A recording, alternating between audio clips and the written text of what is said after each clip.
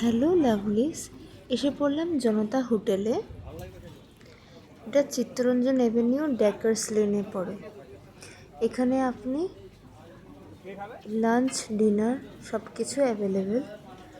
ডাল থেকে শুরু করে ভাজা থেকে শুরু করে ভাত মাছ মাংস এভরিথিং অ্যাভেলেবেল এবং কোয়ালিটি অ্যান্ড কোয়ান্টিটি অর্ডার করেছিলাম।